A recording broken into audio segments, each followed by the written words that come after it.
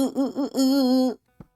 Ladies, gentlemen, gamers, and Overwatch 2 lovers and haters, welcome back to another reaction.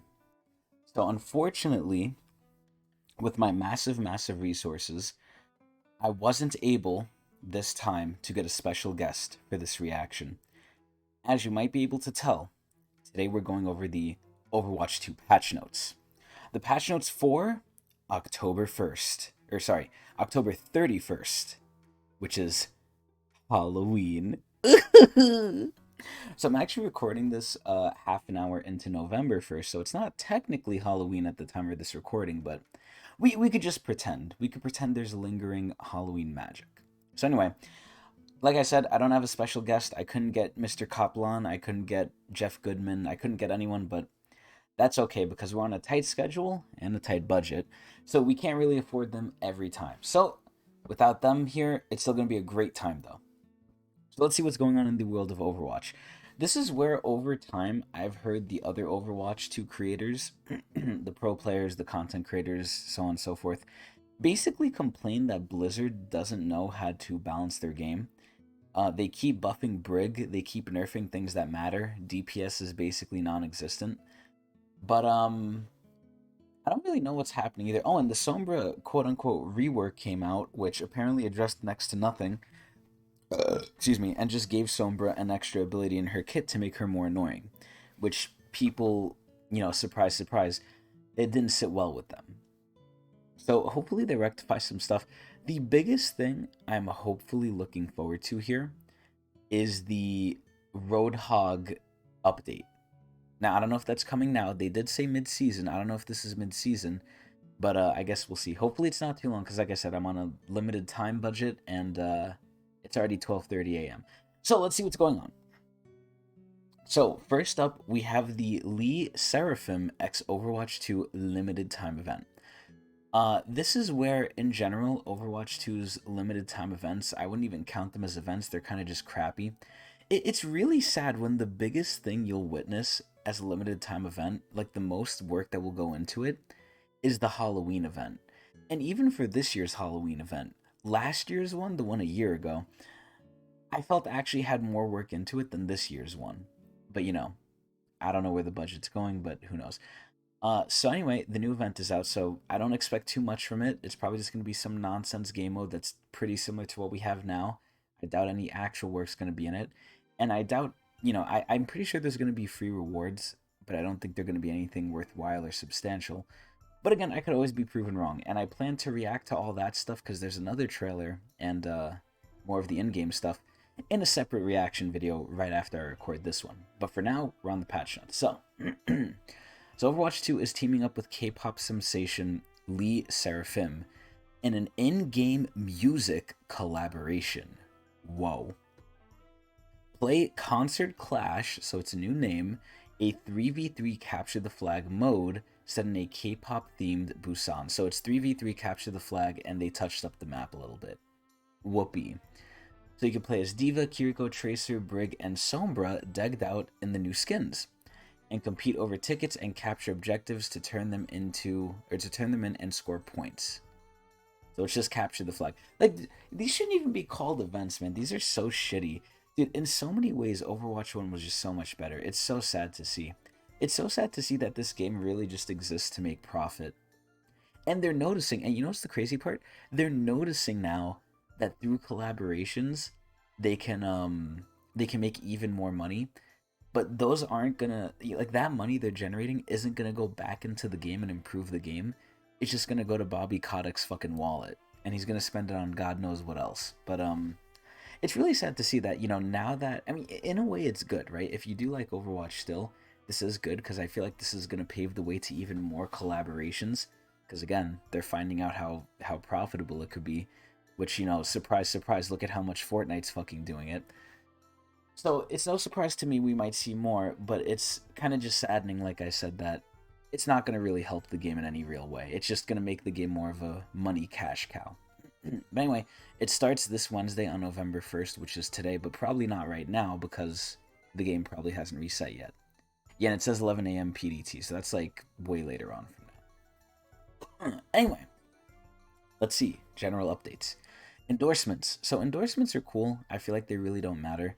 I feel like similar to how they do endorsements in League, if the person did good, you'll endorse them. If not, you don't care. And it really doesn't matter. It doesn't give you anything. It's more just for flair, for looks, but a lot of people care about that stuff. I mean, look at the skin sales. Anyway, endorsements. Endorsement level decay has been reworked to be more forgiving in some circumstances. So, when they say more forgiving in some circumstances, I question this because I get on and I play Overwatch 2 every week to do the weeklies, especially live at Twitch TV/Tecnics channel. And my endorsement level kind of fluctuates between 3 and 4. But I've seen some people be, I think, endorsement level 5, and I'm like, how the fuck do you get to that point?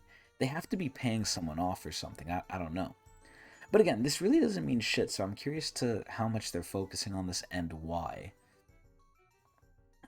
Anyway, the endorsement level always decays slightly whenever you finish a match, but that decay is now reduced by the percentage of players who could not have endorsed you. If none of the players in the match could have endorsed you, your endorsement level would not decay. So if you're playing with full friends, then, which is actually pretty good. That's a pretty good change. The following reason prevents other players from endorsing you. Oh, the player is your friend, the player endorsed you within the last day. Endorsement level decay no longer occurs when a server shuts down. Wow. The most common reason for this is a competitive match shutting down when players leave the match early. Huh. And then they added new challenges, which I don't think anyone cares about. And progression. The victory pose now shows your progression level instead of the hero level. Wow. The hero you end the match on isn't necessarily representative of you as a player. This change is intended to better show off your overall progression. Interesting. Social features. The default option for match text chat is now set to off, which is insane. So again, following suit with League of Legends, they're overly policing their game where now they're making the decisions for you. Oh, they're still leaving it open-ended where you could turn it back on, which is it's a good thing they're not taking away the full choice from you. But a lot of people who are casual probably won't even realize you can turn chat on or off. They might not even realize there is a chat with this change. So it's kind of like protecting special snowflakes, which, Riot Games is doing especially hard on League of Legends. And there's a whole bunch of opinions on that. But anyway, so this is just for new players, though, and this can be changed, obviously, in social options. So it's good and it's bad. I'm not going to go too far into it, but at least they didn't force it, which is good. The default option for team voice chat is now set to on. Interesting. Which it's already set to auto join anyway. And then current text to voice chat settings for existing players are not changed. Nice. So let's see the developer comments as to why they're doing this. We will be changing the defaults for both text and voice chat to encourage effective communication through the ping system while reducing the chance of encountering disruptive chat in game. Yeah, so this is where they think they're protecting people, and I guess in some instances they definitely are. Where the guy who wrote "I'll fuck your mother" in chat is gonna get upset and troll the game or have his day ruined. Sure, you might help that guy, but that guy's very few and far between. This is where, back in the day, we used to say some fucked up shit in the COD lobbies. Now people are just so, it's just not the same. Anyway, hero updates, finally! This balance patch is largely focused on widening the window of time players have during combat between some impactful cooldowns, such as Bastion's minigun, Cassie's grenade, and other support utilities. So let's see what they're fucking doing. So D.Va. They are increasing the movement speed penalty. Oh no, they're reducing it. They're reducing the movement speed penalty when you're firing from 40 to 30. That's pretty okay. And then the projectile speed for the rockets is going up by 10. I don't know what 40 really means, but I feel like they kind of go decently fast right now. Not too quick, but going a little quicker is fine. And then the movement speed penalty getting reduced is also pretty good. So let's see what they're doing. I feel like this isn't going to change too much for D.Va, though. The added projectile speed to micro missiles helps improve their consistency at medium range, which you shouldn't even be using them at medium range. You should be using them in close range, but okay. And they decrease the movement speed on the fusion cannons to enable D.Va to basically kill the target she's pouncing on, as if the game wasn't already Dead by Daylight enough. Cool. Doomfist. So I think D.Va's slightly better, but I don't think it changes too much. So Doomfist is still not a DPS. He's still a tank. And aside from, I believe it's Quakedon and Zebra, I really don't know any good Doomfist players out there aside from those two. So I don't think Doomfist is that good. So let's see what they're doing. Maximum wall stun duration decreased from a quarter of a second to 0.15, and then maximum wall stun decreased from 0.75 to zero point 0.6. Wow. I already thought Doomfist was sort of hard. Even when you get the charged punch, the amount of time you have to react, now maybe I just might be like an old boomer, but I feel like it really didn't give you too much time. But I guess if it did, it really looked OP because God, what Zebra does to people should be illegal for like videoing. But yeah, I feel like they're nerfing him for like very little reason. It feels like a pro-oriented nerf. But anyway, a little sad about that. Winton. Winton is pretty good. I think Winton is, and you know it's ironic, it's Winton Wednesdays. Um, I think Winton is pretty simple. He has a decent amount of depth to him where you can charge the railgun, the range shot, pounce on someone, railgun shot, and immediately melee and do a good bit of combo, like, damage, combo burst damage. But aside from that, I feel like Winston is just pretty straight through and through. I don't feel like he's bad. I don't feel like he's good. He has obvious counters, obvious, you know, reasons and situations to use him. So I kind of take him as neutral. So what are they doing? The secondary fire range is increasing. I feel like this does nothing. What are you gonna have a sniper battle with Widow? Like, what is this? Okay, Bastion. The cooldown is increased and the spread is increased, so Bastion's slightly worse. That sucks for Bastion. I don't think it was needed though, but it sucks for Bastion. Cassidy. I think Cassidy is in the same boat as Bastion. He's I increasing the cooldown of the grenade. I feel like the grenade already kind of sucks dick anyway, so I think this is stupid. May. So what are they doing to May?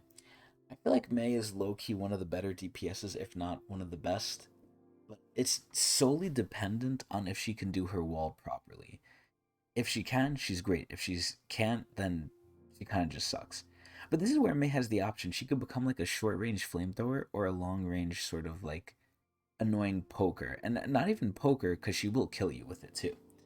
So May, I feel like, is too good at too many things. So I wonder what they're going to do. With some of the recent changes, May is now slightly overperforming. Wow. Her improved primary fire is good enough for her role, so rather than adjust her further, we're instead targeting the more commonly frustrating crowd control. So the slow is getting decreased by 10. I mean, it's something. It's something. And then we have Sombra. So it looks like the only follow up to Sombra they're doing is they're decreasing the ult cost by 10. I feel like this addresses nothing. I feel like at this point the community is going to complain, maybe rightly so, and maybe upon deaf ears, that Blizzard doesn't know how to balance their game. They don't know what they're doing, and they're not listening to the community.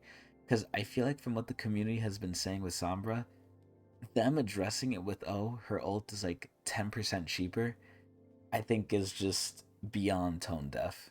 But Sombra's slightly better, I guess, from what she was. So Sim, I think Sim is interesting.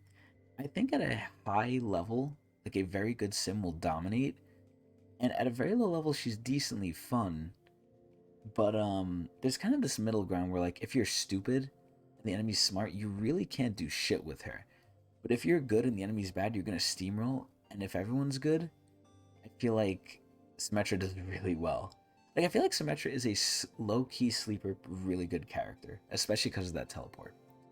But let's see what they're doing. Symmetra recently gaining more lethality in her long-range secondary fire. She's no longer as reliant as players on playing at close range. What the hell?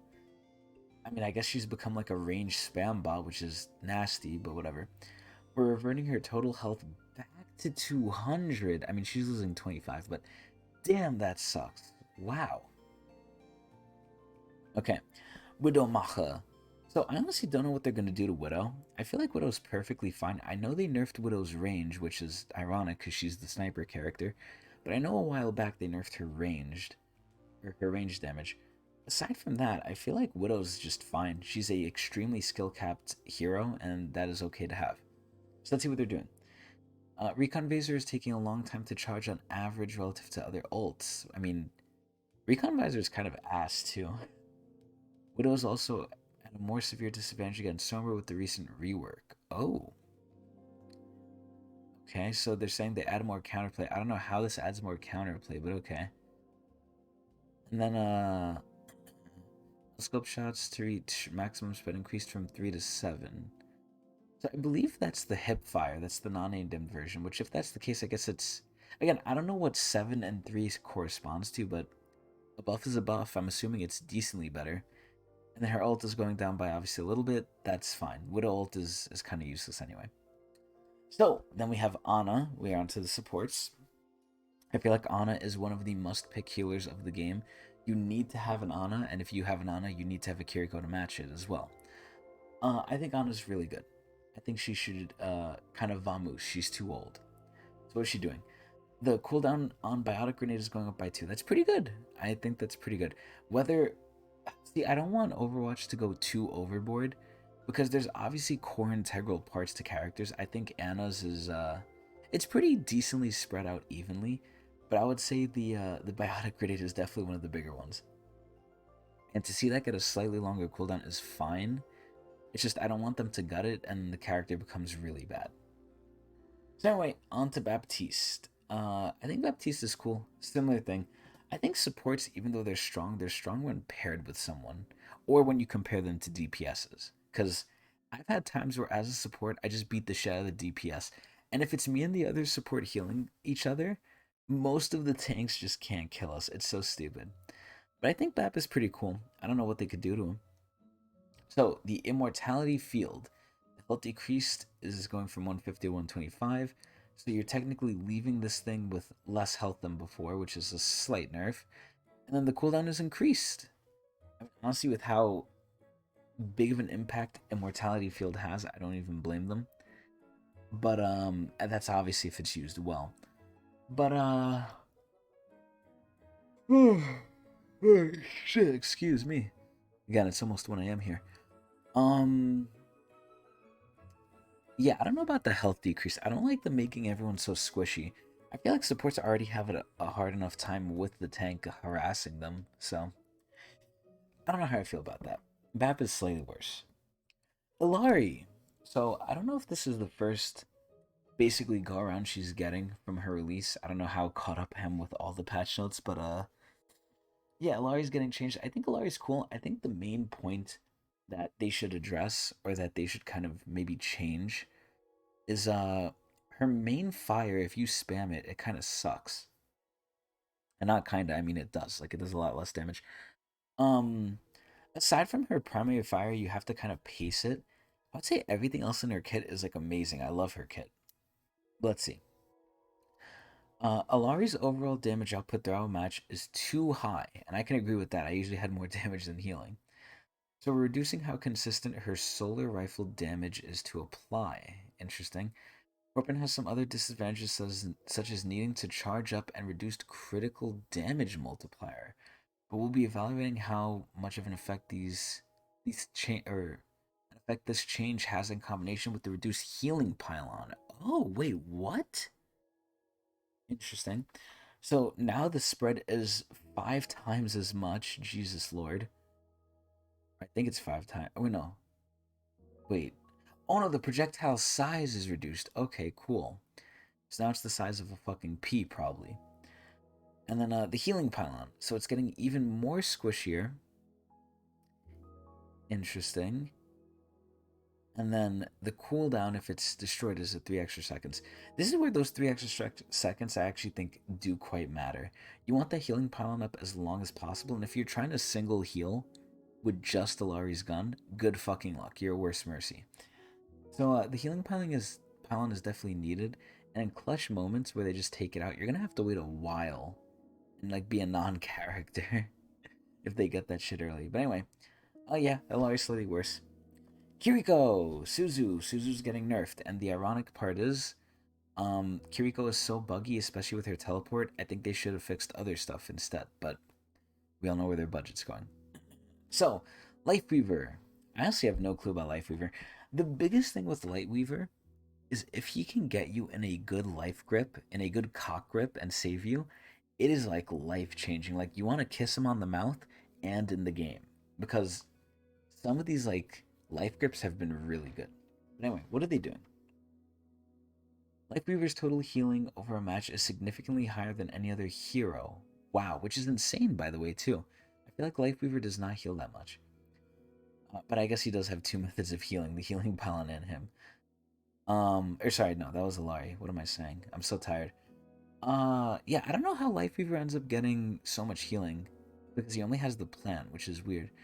And I guess the ult, but we don't count those. So anyway, what are they doing? So his healing ammo is getting reduced by 4, and the max heal is going down by 5. Damn. And then the cooldown of Life Grip, my favorite ability, is going up by a decent chunk. Damn. Life Gripper kind of got hit with a stick. Okay, Zenyatta. Oh god, I see a whole paragraph, but this is the last one. Okay.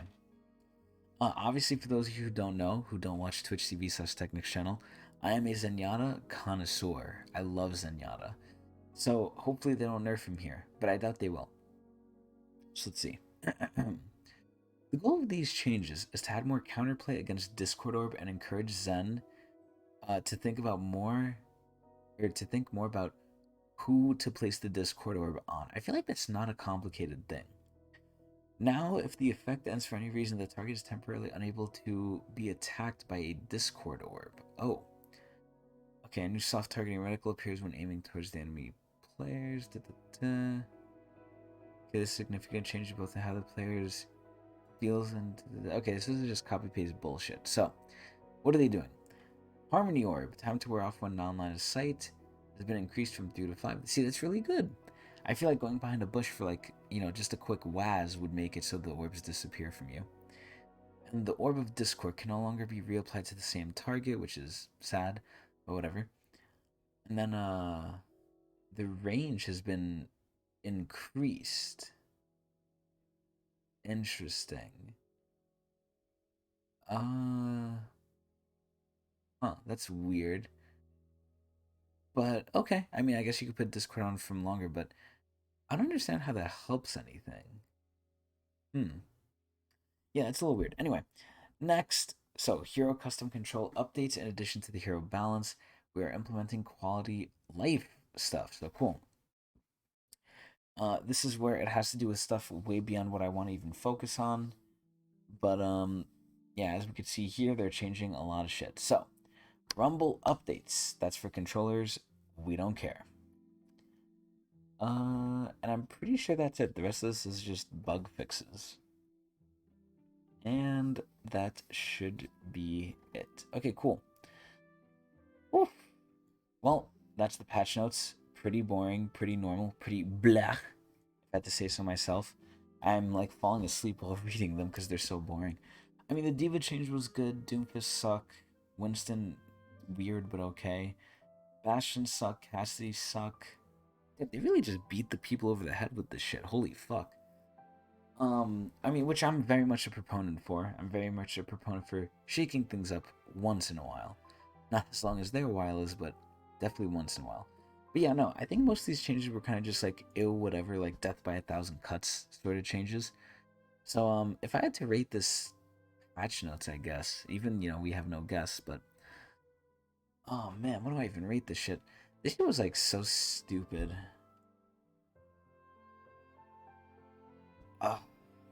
I would say we rate this patch. I'm taking the event into an account too, because this shit's probably asked to. I'm gonna rate it like a 4 out of 10. Like it's not terrible, but it's definitely below average. Like I'm not really happy that I read this and wasted time on it. But anyway, it doesn't matter because pretty soon we're gonna waste time on the stream at Twitch TV/Technics channel. But until then, I hope everyone enjoyed the patch notes. 4 out of 10. I was about to say Mark Morales because my brain is like stupid right now. 4 out of 10. Jeff Kaplan's out of 10. Hope everyone enjoyed. Eee!